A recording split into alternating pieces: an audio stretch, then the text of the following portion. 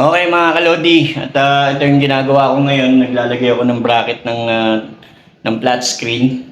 So, nagbutas tayo dito sa wall na involved dun sa tubig sa loob ng dingding.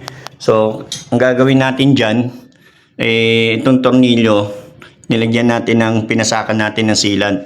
So, bago inilagay yung tox, nilagyan natin ng sealant, ipinasak yung tox, tapos nilagyan din natin ng sealant yung loob ng tox bago inilagay yung tornilyo. So, yan, nakita nyo may sealant po.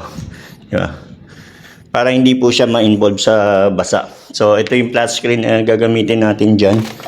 At sa setup natin dyan mga kalodi. At ito yung kanyang galamay. Alright. So, yan mga kalodi.